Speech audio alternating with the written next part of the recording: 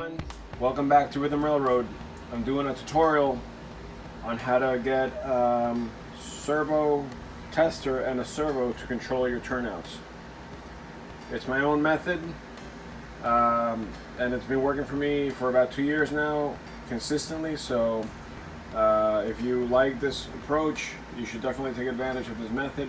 It's very cheap, and it definitely beats some of the expensive stuff that's out there to control your turnouts. So as you can see here, this is a typical turnout. It's a Pico Code 55 Electrofrog. Not that that matters, but it's basically the kind of turnout that has a spring in between, so that it clicks into place.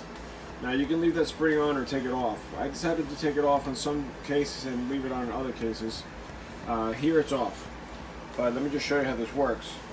Basically, when I turn the servo tester, it throws it to the other direction. Now the nice thing about this is that if you take the spring off, you can actually control it at a very, very slow rate, as you can see here. And you can stop it anywhere you want. You can go back. Now the reason I like this is only because if this was a hand-thrown turnout, this would have been done with one of those back savers or some kind of lever, and it's not always a smooth transition or a very quick one at that. So I figured this would be just another level of realism, instead of having one of those things that you flip, which generally seem like they're too big, they're too bulky for end scale. So this is kind of like, you know, it's the same concept, except that I'm using a servo instead of some kind of a tortoise machine or anything like that. So as you can see here, here's my this is my tester. It's a servo test, and basically these things are like 99 cents on eBay. They're so cheap. You got power coming in here, and this is your power and signal for the servo. So this is the line that's coming from the servo. So basically when you turn this, you're basically doing that at the same time. And under here you have, sorry about all the mess, you have the servo arm going back and forth, and that's what's controlling the turnout. Sorry, the focus is kind of hard to get here. So what I'm going to do is I'm going to show you how to do that. I generally have servo turnouts, servo control turnouts on anything that's not really a mainline situation. That's why you saw a tortoise machine down there, because anything that's going to be, you know, controlled by a dispatcher is going to be on a tortoise machine, because it's running through the block detection, through the BDLs, 168s. And so if it's something that's like a spur, or even a lot of the yard stuff that I've done has been with servos. In fact, I just built this control panel for my yard, and that's all servo run. These are all servos. But I'm going to show you how to do all that in another video. So going back to this, basically all you need for this project is obviously your servo. Again, you can get these on eBay for like 99. Well, these are like $2, but sometimes you can get them even cheaper. And they are what are they called? 9G type, Tower Pro 9G, SG90s. Anything will work as long as it has a, you know, back and forth rotation. This comes with the servos. It's all the arms. We're not going to use all this stuff, but the nice thing is that the screws that come for the mounting holes here are actually the perfect length and the perfect width to fit into this U channel. And this U channel, I basically I got, you know, a big piece from Home Depot like this, and I just cut it to size with my chop saw. It's very easy. You just gotta watch your eyes, because it spits out a lot of metal shavings like this. So be careful. So basically cut it a little bigger than the servo, so that you know, the servo just slips in there, and it's pretty tight. You just got to get the right size. If you see that it's a little too loose, you just basically take the servo out and you push it together with pliers. Just push it together here like this with pliers a little bit, and it should create enough pressure to clamp onto that. You don't want too much pressure because you'll lock up the mechanism inside. So just the right amount. So your servo, you need your U channel. This is just aluminum U channel. You need your tester, obviously. Again, these are super cheap. You can get, probably even that to like 89 cents for one of these things. I got these in bulk, so I got them for like 70 something cents. They were like super cheap. But I've been using them a lot, so it was worth it. And then you need some kind of brass rod. Now, I like to use something that's a little flexible, but not too flexible where it won't hold any kind of springiness. So I've been using these K&S, rods. They're number 8160.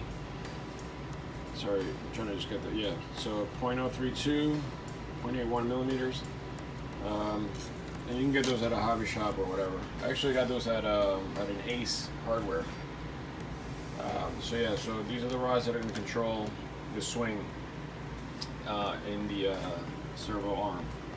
Obviously you need some tools, so you're definitely going to need some needle nose pliers to bend the rods.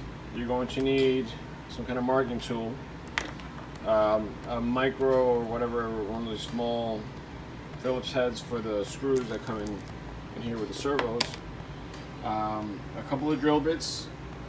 I like to use this really long one, which is it's a 3/16 width, to drill the initial hole from the turnout down, and I'll show you what I do with that later and why I like it long like this. And then you need something a little bit bigger. I've been using the 3/32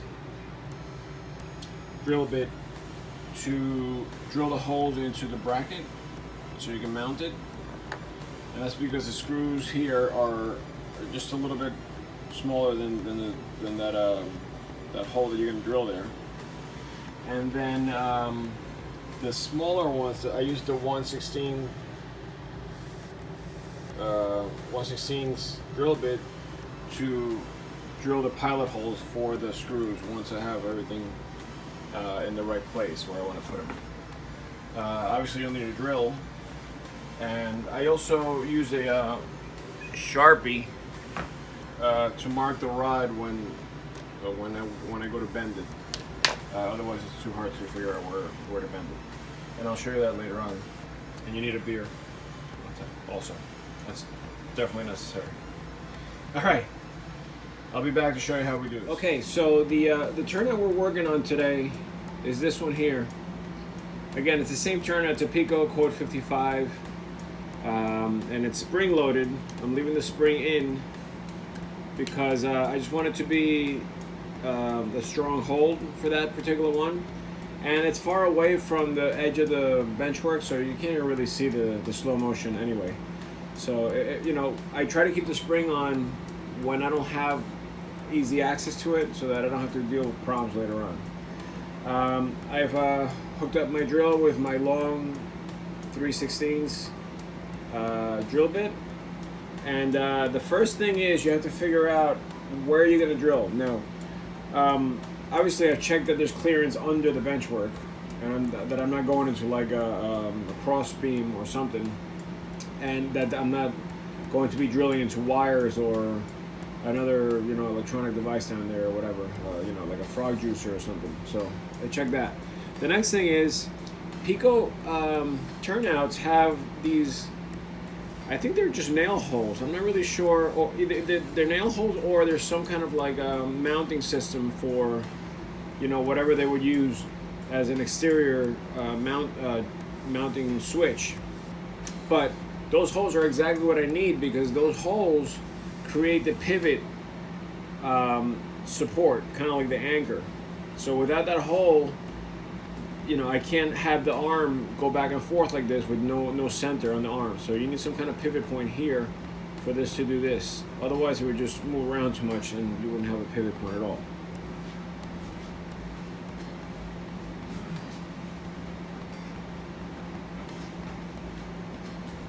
Let me just show you what that looks like a little bit closer.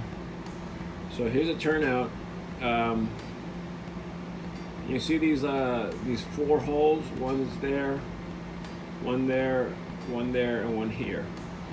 Now, you can use any one of those to mount your rod, but I prefer using the straight side of the turnout. So in other words, where the rail is straight, I prefer using it there. I don't know why. I think it's just psychological.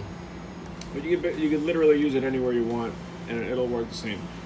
So I'm going to drill here first and see if that works. And if it does, I'll keep it. If not, I'll move on to this side and drill there.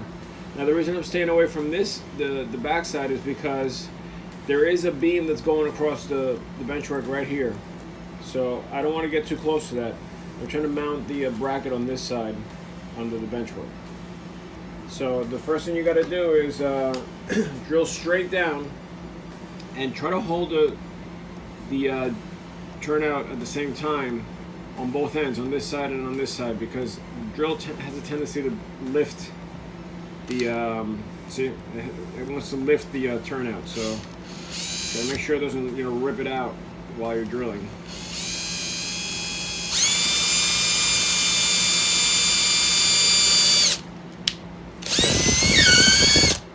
Now what I do is that once I drill, I basically take the drill bit out, and what that allows me to do is to see under the benchwork to see if I've you know, hit anything, or if you know, so it just kind of like gives me a sense of like direction down there. All right, so once you have that, you have to check on the benchwork. All right, so now what I did is I reattached this drill onto the drill bit so I can pull it out again. Once again, be cautious not to pull the entire turnout up. So hold it down while you're doing this so that you don't lift it, because the tendency is for this thing to want to lift. Now that it's out, I'm going to take my brass rod, and I like to take about 6 inches of the rod, because I like to play it safe with how much material I have in case I have to cut it, I make a mistake or whatever. I have a little bit of room for error. So here's my brass rod. Theoretically, it should fit in that hole that I just drilled, and it does. And you know, it's got to be snug, but it shouldn't be like totally floating in there. And it's got to be enough to pivot, as you can see here. You know, obviously try to keep the rod as straight as possible. This has got a little wiggle to it, but it doesn't matter. It's not a big deal. Just straighten it out. So now, what you're going to do is you're going to take your needle nose pliers, and you're going to try to make a bend just by taking them right to the tip.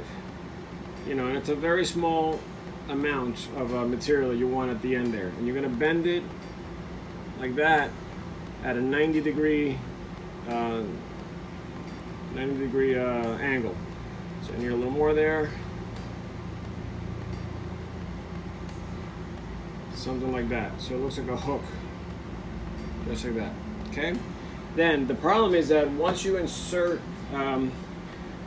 you know, this into the pivoting hole, then you got to bend the other part of the, you know, of the rod down into the hole you just drilled, which would be the anchor point. So you need to bend it again. Now here's the problem: you don't know where to bend it because you can't just eyeball that. So what I do is, first of all, try to make sure your turnout is in the straight direction, not on the thrown direction, so it's closed. And then what I do is I put it in the pivoting hole, like so, and then I mark it right on top of the hole you just drilled, which is where the anchor point is, and is where you want this thing to shoot down into the benchwork. Then you pull it out, and you take your pliers again, and what I do is I go right to the edge here, but I put them right before the marking that I just made. This is where it gets tricky. You have to bend this at another 90-degree angle, but exactly in the same orientation as that. So when you bend in the same direction. Like that. So now this is what the shape of the finished product should look like. Kind of like a cane with a little hook on top. And that's what's going to basically rotate inside of that anchor point and push the arm back and forth. That's what the mechanism is. So what you do is you take it and you insert it into the hole that you drilled, and then you basically make sure that it lines up with the pivoting arm, which it does, and you just push it in. You know, it should go in gently. You shouldn't have to force it in. If you're forcing it in, you might break it, so you got to make sure you're lined up correctly. And then what I do to test it is I just basically move the arm back and forth. Let me just see if I can do it with something. I can just do it like this. When you move the arm back and forth, you should see that thing we just made rotating and pivoting on the hole, which is what you want. You want that. Okay, so that means that it's actually working within the mechanism that we designed. Okay, so in this part of the video, we're going to set up the servo, and we're going to set up the bracket that's going to hold the servo in place when it's under the benchwork. Basically what you want to do here with the bracket is drill 2 holes around the servo. So I just basically, make sure that I have enough room on both sides. But obviously don't drill with the servo in there because you might cut the wires. So once you know round about where you're going to drill, it doesn't have to be perfect at all. It just has to be out of the way of the servo. Then just take your, I'm using a 3/32 drill bit, and I'm just basically drilling around the center, but I'm, leaving enough room there so that the screw can grab. And, try to be neat about it. You don't have to be, but...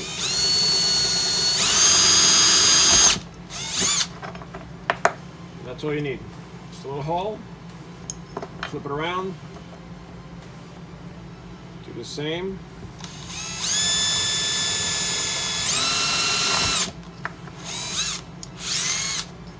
There you go. Easy enough. Okay. So now you're going to take your servo, and the thing is, you have to figure out where that arm's going to go, which is included in this little bag here. So all the servos come with these arms and these screws. So the arm you want to use, or at least the one I like to use, is the single arm. It looks like this. I don't bother with these double arms or very long things because they're not necessary.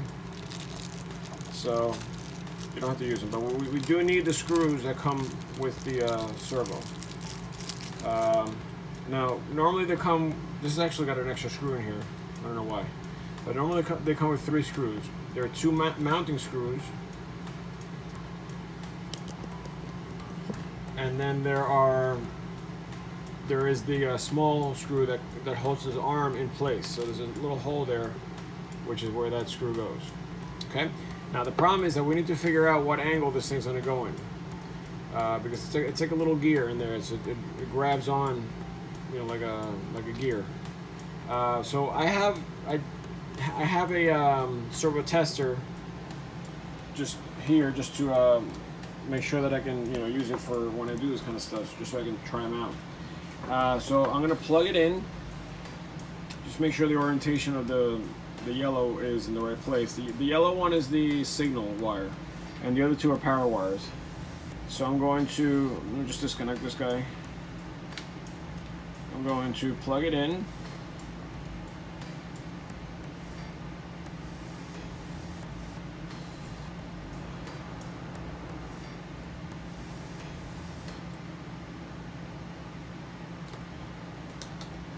and I'm going to turn it on. And what's going to happen is that when you put the arm on, you put it any which way you want, just kind of like put it there, you know, temporarily. You know, you have control of the arm here, but what you want to do is you want to try to find center. Now there's a little switch here that has three functions. One is to do what it's doing right now, which is basically controlling whatever I do with this knob. The next function is finding center. So that's where it is right now, is actually the center, which means that our arm is not in the center right now. So we have to take it off while it's in center mode, pop it off, and then put it as close to center as possible. These things are never perfect. They're always a little bit off to one side or the other. And what I've noticed is that it tends to be a little bit more, it tends to favor this side more than this side. So in other words, the side with the less stuff, it tends to favor this a little bit. So I always bring it this way a little bit. And then the third function is your sweeping function, which I use just to see where the arm is going. Now you see how it's going a little too far on this side and not far enough on the other side.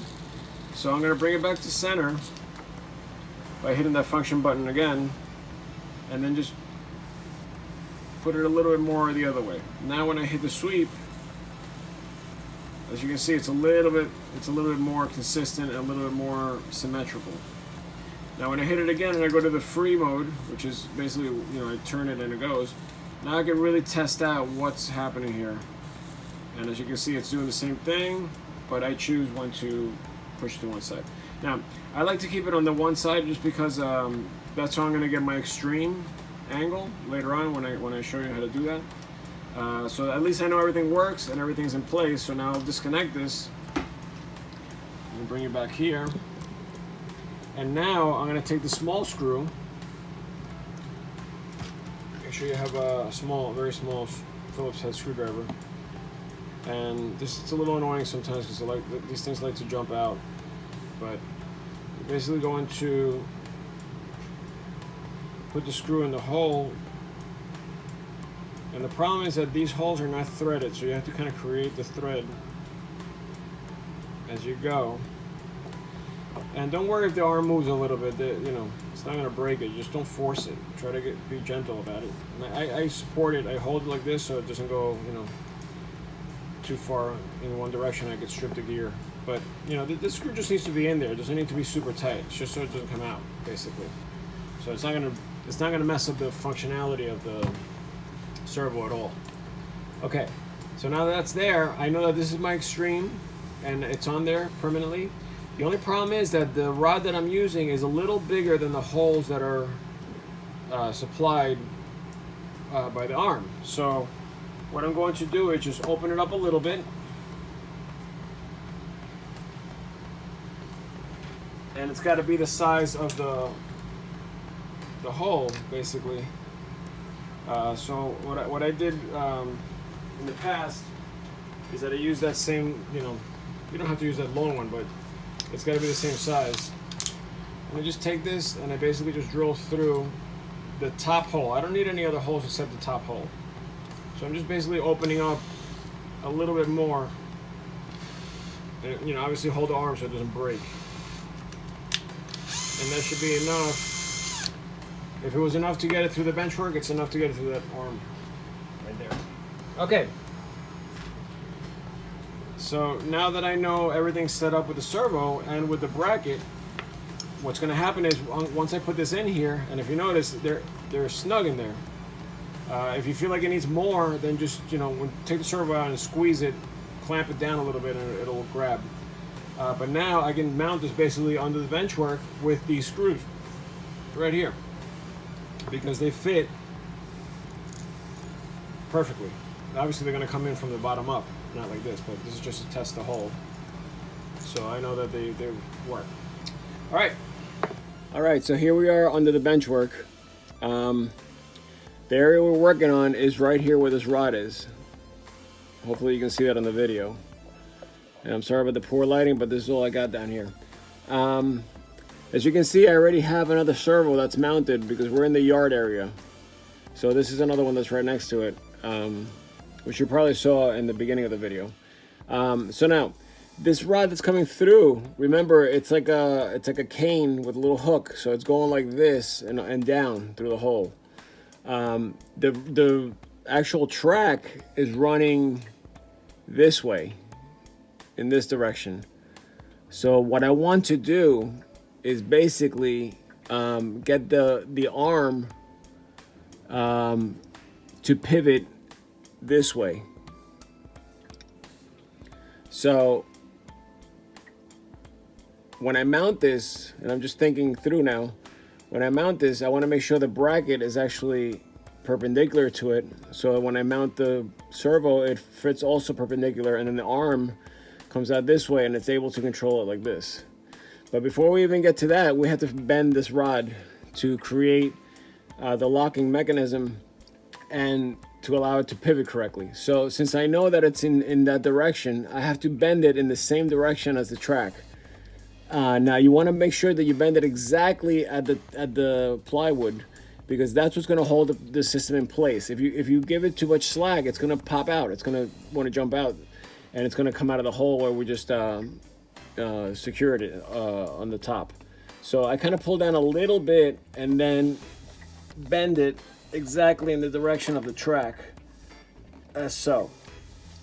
So now once you get that initial bend, now it's locked in place at the top, and basically all it's doing is this, and I can actually feel the spring engaging on top, so I know it's working. You can hear it clicking. And then the next thing you want to do is, obviously the arm is going to pivot this way, so you have to bend that rod down again so that it goes into the hole where it's going to pivot. Now I've noticed that in my other installations, it's about an inch from where the rod comes through to where you want to bend it. So, you know, that doesn't have to be perfect, but you don't want it to be too much more or too much less, because then you lose the spring of the mechanism. So you bend it down again at a 90-degree angle, so it's pointing straight down. And again, you know, this motion is basically what's creating the change at the top. And I can still hear it clicking, so I know it's still in there and it's still working. Now, the next thing is to try to get the servo with the bracket in place. So luckily I have a little space here where I can squeeze it in. I have a few wires that I can kind of just push out of the way without snapping them, so that I can get this here in place. And I don't want to have the wires under the bracket either, because that's going to be a problem. So now what I'm doing is I'm putting it, first of all, I'm trying to figure out what the extreme is, because like I said before, you want the arm, or this rod, to be pushing with a little bit of springiness at a point where the arm is put all the way to the right, in my case. Okay, so when the arm swings around to the other side, this is going to want to push that way as much as possible. So what I'm doing right now is I'm trying to line it up sort of with the arm and a little bit past it, so that I do have a little tension on the rod. So I would say about here is a good place. Okay, then what I'm going to do is I'm going to mark the holes that I drilled before. In fact, I usually just do one hole, but I'm going to mark the second one just in case. Oops, see, that's why I just do one hole, because it tends to slip.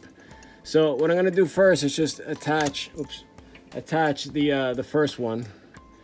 And obviously I don't need the servo for that. So I'm going to go ahead and take my small drill bit, which is the 1/16, and I'm going to create a little pilot hole. Just putting the drill bit in. Very small. Okay, so I know that the hole is there, so I'm going to go ahead and drill that hole first. Now be careful, because I've done this before. Don't go too deep. It's just a little bit of a guide. Because if you do, you might be pushing tracks up and structures and creating chaos up there. So don't go past the plywood. Then what you're going to do is you're going to take the first screw. You're going to basically, you know, and again, these screws are great because they're exactly the right length. You're going to basically try to mount it. I got to do this off camera. Try to mount it with the hole in place, with the bracket in place rather.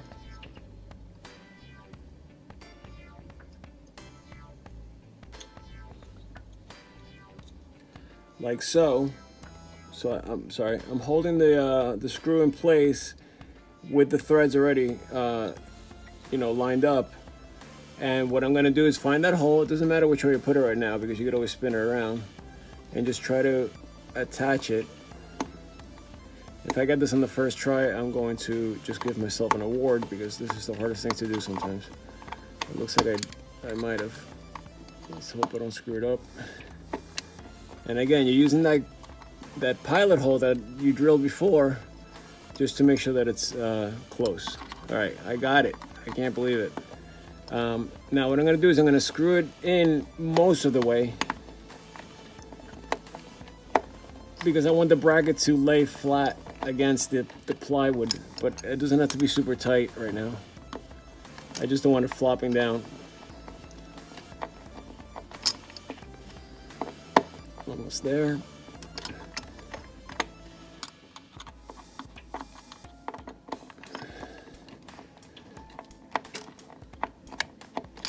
It's very uncomfortable working down here.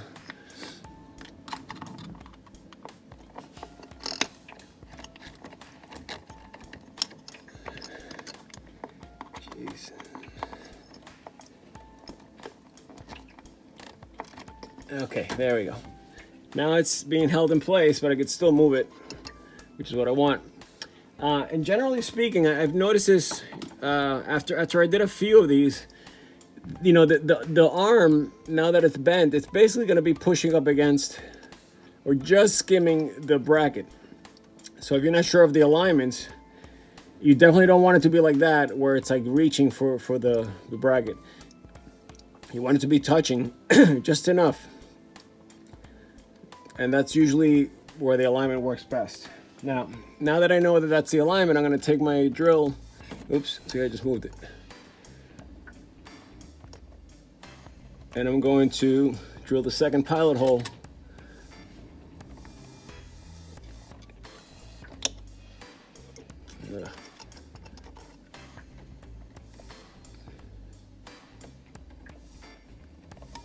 Have to be very patient with this stuff. And again, it's just a little tiny bit, just to get the screw in there so you don't have to keep pushing to get it to penetrate.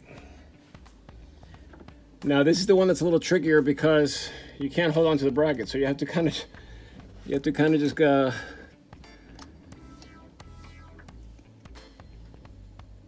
guide the screw by floating it on the screwdriver. It's hard to get your finger in there too. Okay, I had to stop the video because I didn't want to waste time on just trying to get this little thing in place. So now that I have it, basically you screw it in, and now you can go all the way in if you need to, if you want to, just so that the bracket is secure. And then just, if you want to tighten this one a little bit more, just don't overdo it, because you're gonna go through you're going to strip it, and then there's no way to make it work. So right now the rod is pivoting nicely.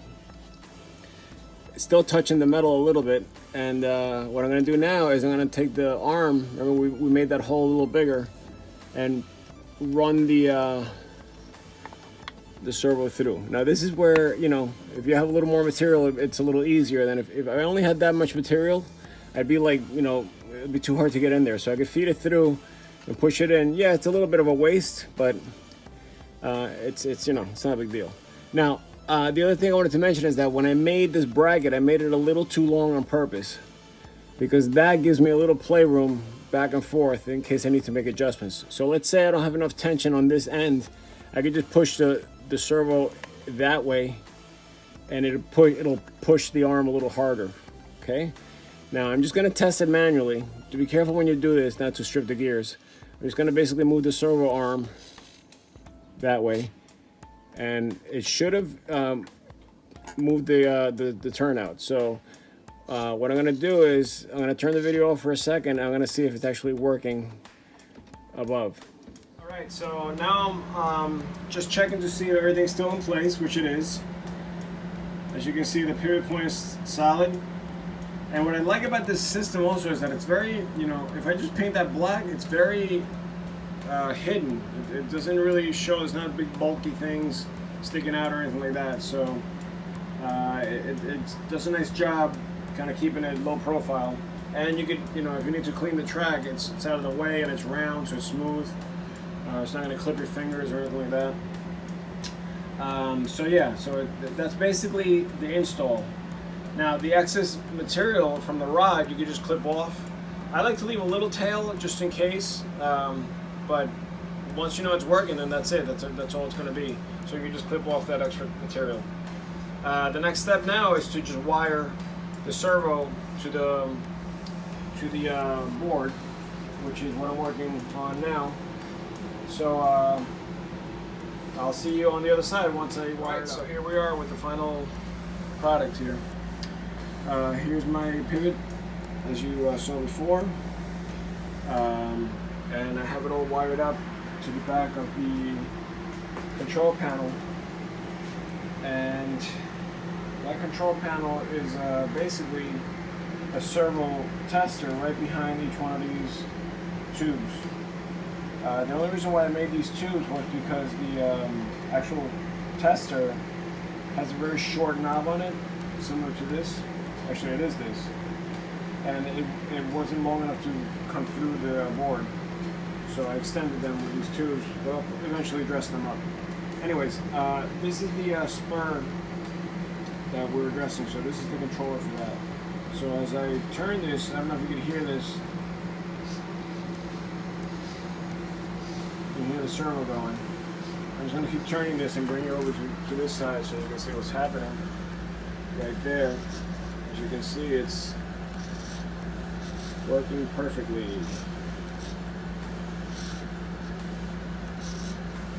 There we go.